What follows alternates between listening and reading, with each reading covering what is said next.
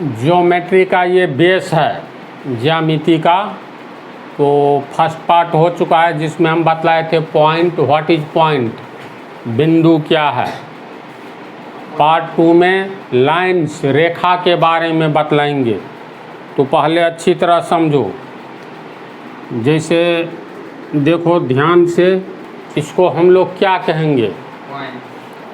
नहीं, ये समूह है ना जी। कहीं पर 10 लड़का खड़ा हो जाए तो उसे क्या कहेंगे? 10 लड़कों का समूह।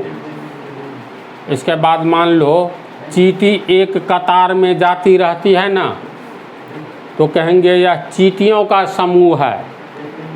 तो इसी तरह मेला में क्या होता है? बहुत सारे आदमी रहते हैं तो कहते हैं मेला, लोगों का समूह है। समूह शब्द का अर्थ समझ रहे हैं ना? तो ये है क्या?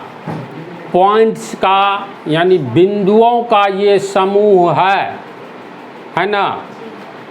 फिर इसके बाद देखो तो इसको, इस आकृति को, ये भी बिंदुओं का समूह है।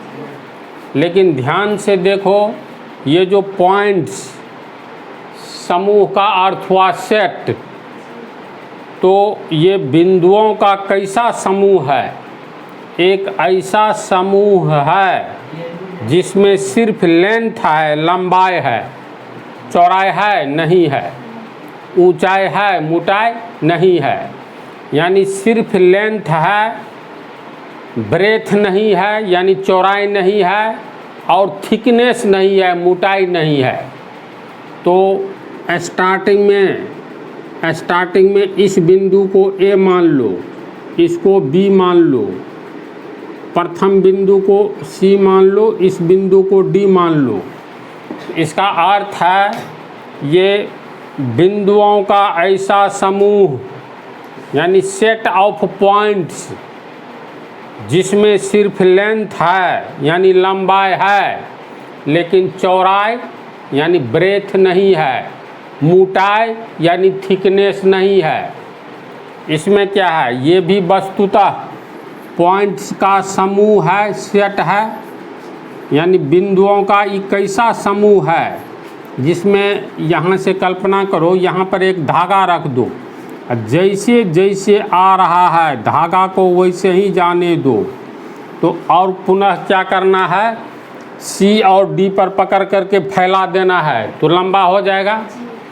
तो ये AB, ये सीधा समूह है किसका? पॉइंट्स का, बिंदु का। और ये CD, ये तो टेढ़ा मेढ़ा है, जैसे सर्प चलता है ना, बिल्कुल सीधा नहीं चलता है।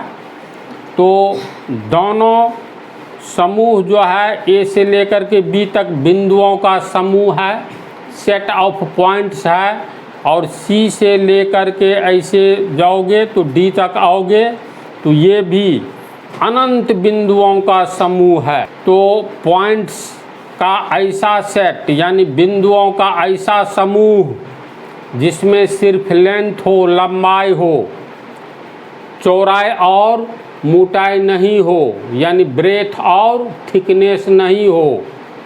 इसमें भी यही बात है, ये बिंदुओं का कैसा समूह है? कहीं से भी देखो तो इसमें सिर्फ लंबाई है। बोले ना, एक C के पास धागा रख दो, एक D के पास, ऐसे ही धागा को आने दो, जैसे बिंदु गुजरा है एक दूसरे से सट करके, और पुनः CD को फैलाओगे तो सीधा हो जाएगा।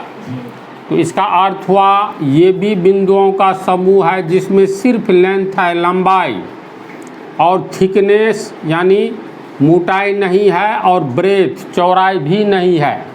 और CD, ये भी बिंदुओं का ऐसा समूह है जिसमें लंबाई है, लेंथ है, लेकिन चौड़ाई, कहीं पर जाओ तो यहाँ पर चौड़ा नहीं है, यहाँ पर भी आओगे तो चौड़ा नहीं है, ब्रेथ नहीं है, यहाँ पर भी आओगे तो ब्रेथ, चौड़ाई नहीं है, ना मोटाई है।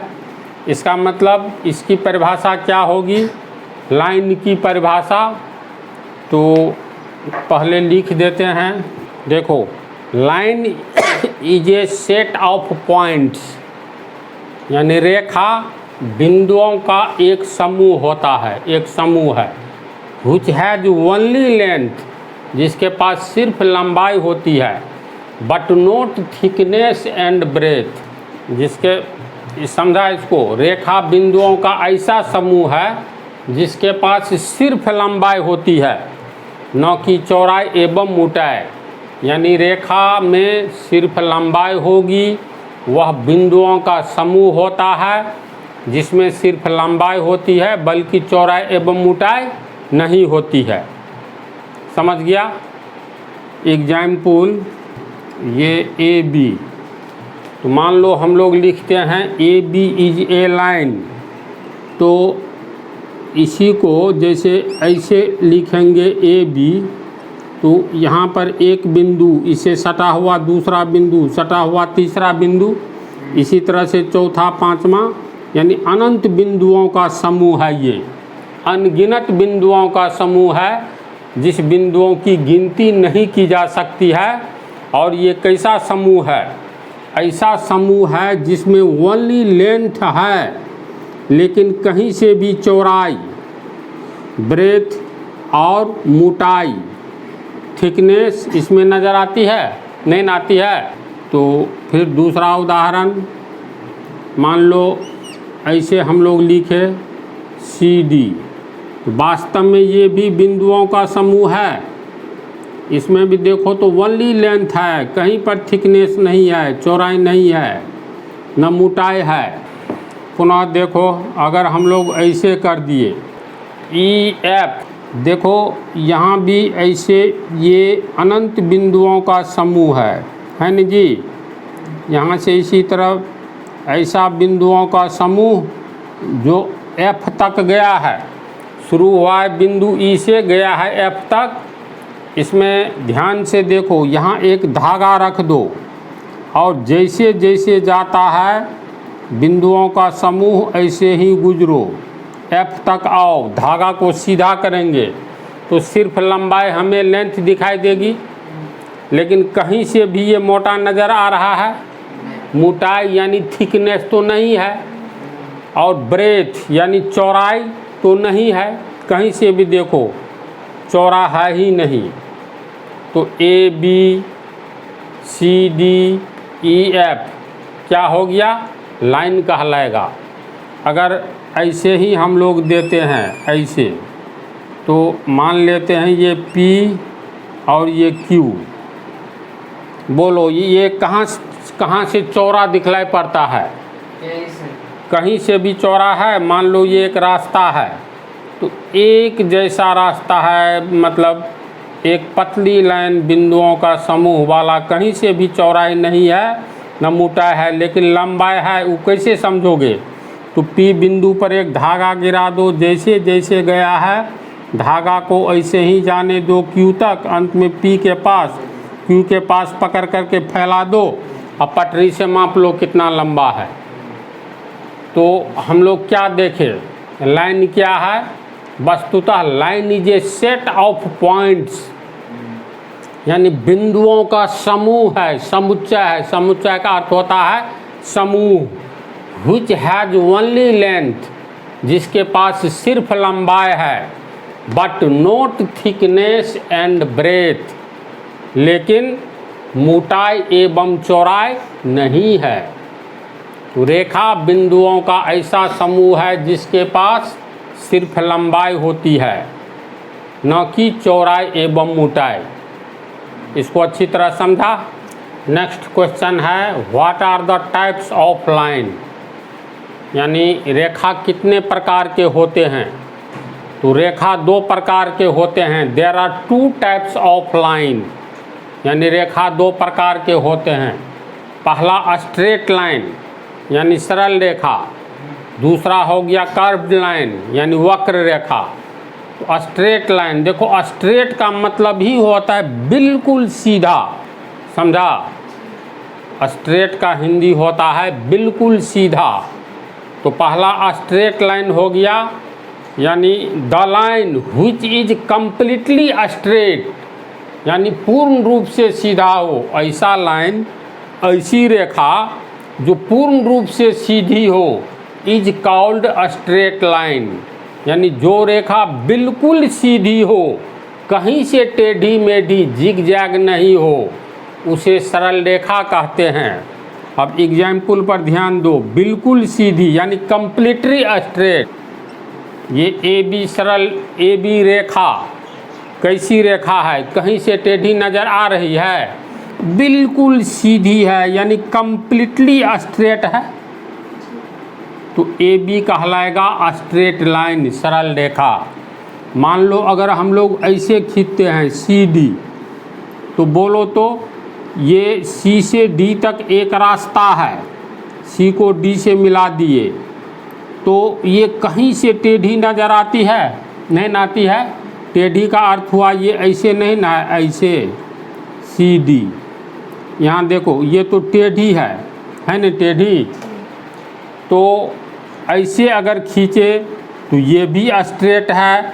अगर मान लो हम लोग ऐसे खींचते हैं तो कोई व्यक्ति एफ से चलना शुरू करेगा तो बिल्कुल सीधे ई तक नहीं चला जाएगा, यानी ये भी बिल्कुल स्ट्रेट यानी सीधा है। तो straight line, the line which is completely straight, जो पूर्ण रूप से सीधा हो, यानी शुरू से अंत तक सीधा हो, ई से एफ तक सीधा है या एफ से ई तक जाओ सीधा है। अगर हम लोग ऐसे ही खींचते हैं इसको एम एन, तो एम एन कैसी रेखा है, कैसा लाइन है। यहाँ ट्रेन, ये मान लो एक सीधी सड़क है, मतलब एक सड़क है, ये कहीं से टेढ़ी मेढ़ी गुजरी है नहीं ना, बिल्कुल सीधा है, स्ट्रेट लाइन है। तो स्ट्रेट लाइन यानी सरल रेखा कैसी रेखा होती है, जो 100% सीधी हो, स्ट्रेट हो, कहीं से मतलब ये टेढ़ी मेढ़ी नज़र ही नहीं आवे, जिग जैग नज़र नहीं आवे। तो जो रेखा बिल्कुल सीधी हो उसे सरल रेखा कहते हैं, यानी कंप्लीटली स्ट्रेट, समझा। नेक्स्ट हो गया कर्व्ड लाइन, वक्र रेखा। वक्र का अर्थ ही होता है टेढ़ी मेढ़ी, यानी जो सीधी नहीं हो। The line which is not straight, यानी ऐसा लाइन, ऐसी रेखा जो सीधा नहीं हो, अर्थात टेढ़ी मेढ़ी हो। जिगजैग लाइन यानी टेढ़ी मेढ़ी रेखा इज कॉल्ड कर्व्ड लाइन, यानी टेढ़ी मेढ़ी रेखा वक्र रेखा कहलाती है। एग्जाम्पल, अब देखो ए बी, किसी भी लाइन का नाम रखा जाता है, प्रथम बिंदु जहाँ से स्टार्ट होता है कुछ नाम रख दो ए बी सी डी, और अंतिम बिंदु का नाम रख दो, तो ये कहलाएगा ए बी एक। लेकिन ये देखो तो कैसी रेखा है, स्ट्रेट है, सीधी है नहीं ना है, तो टेढ़ी मेढ़ी है यानी जिगजैग है, तो इसका नाम क्या होगा, वक्र रेखा, कर्व्ड लाइन। मान लो ये कौन सा लाइन है बोलो तो, वक्र रेखा, कर्व्ड लाइन है, जिगजैग यानी सीधा है ही नहीं, तो टेढ़ी मेढ़ी रेखा है। तो ये भी हो गया तुमको कर्व्ड लाइन, वक्र रेखा का उदाहरण। अगर मान लो हम लोग इस प्रथम बिंदु का नाम रख दे x, अंतिम बिंदु का नाम रख दो y, किसी भी लाइन का प्रथम बिंदु और अंतिम बिंदु का नाम रखा जाता है और इसी के आधार पर उसको हम लोग पुकारते हैं। इसको क्या कहेंगे, एक्स वाई कैसी रेखा है, कैसा लाइन है, तो चूँकि टेढ़ी मेढ़ी है, जिग जैग है, तो इसको कहेंगे कर्व्ड लाइन यानी वक्र रेखा। फिर बोलो ये कैसी रेखा है, पी एस, ये भी नहीं सीधा है, तो इसका अर्थ है ये भी कर्व्ड लाइन वक्र रेखा का उदाहरण है। तो लाइन का अर्थ समझ गया। आगे में पैरेलल लाइंस, बहुत तरह के लाइंस होते हैं, इसकी पढ़ाई होगी। तो अब अगला टॉपिक रहेगा एंगल, अगले पार्ट में।